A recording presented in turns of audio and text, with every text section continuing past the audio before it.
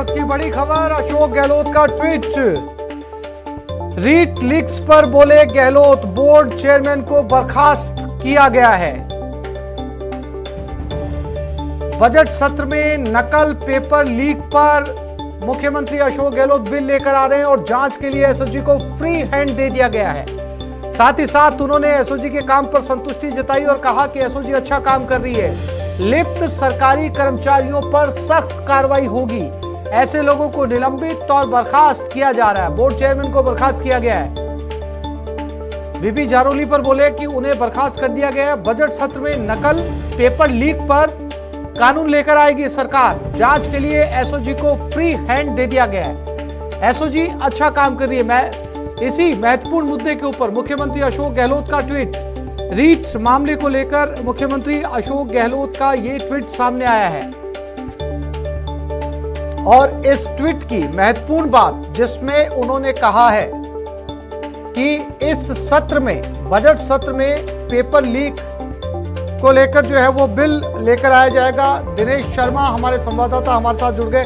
दिनेश, बहुत महत्वपूर्ण बात इस ट्वीट की, एक तो इस पूरे मामले को लेकर, नकल रोकने को लेकर बिल लाया जाएगा और दूसरा ये साफ कर दिया है कि एसओजी को फ्री हैंड दे दिया गया। जो भी कर्मचारी अधिकारी इसमें संलिप्त पाए जाते हैं अब उन पर कार्रवाई होगी और बहुत सारे नामों का खुलासा आज हो सकता है। दिनेश, अब बिल्कुल देखिए, बड़ी बात यही है, मुख्यमंत्री ने जो कहा कि बिल लेकर आने वाली है राज्य सरकार और इसी बजट सत्र में ये बिल लाया जाएगा। जो भी इस तरह की घटनाएं होती है, पेपर लीक और नकल, इसे लेकर कठोर प्रावधान राज्य सरकार करने जा रही है। बजट सत्र में ये बिल आएगा जिसमें कड़े प्रावधान कर दिए जाएंगे और उसके बाद एक कानूनी जामा जो है वो रहेगा ताकि उस एक्ट के तहत जो है वो कार्रवाई राज्य सरकार कर सकेगी।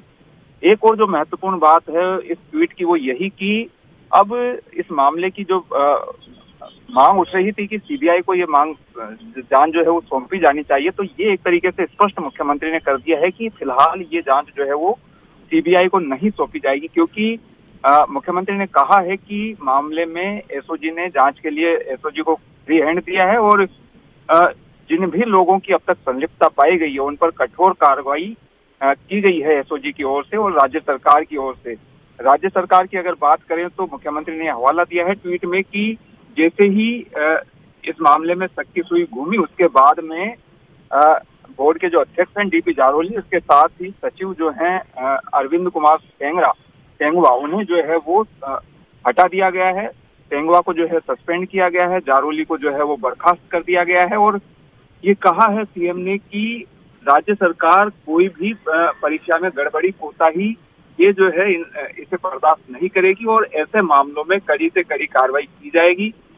परीक्षा में शामिल किसी भी अभ्यर्थी के साथ अन्याय नहीं होने दिया जाएगा। इसके साथ ही विपक्ष जो लगातार हमला बोल रहा है उसका मुख्यमंत्री ने कड़ा जवाब दिया है। ये कहा है मुख्यमंत्री ने कि ये दुख की बात है कि कुछ लोग अपनी राजनीतिक रोटियां सेकने के लिए इस तरह का माहौल बनाने में जुटे हैं कि भर्ती परीक्षाओं के लिए रास्ते ही बंद हो जाए, भर्ती परीक्षा आयोजित ही नहीं हो पाए।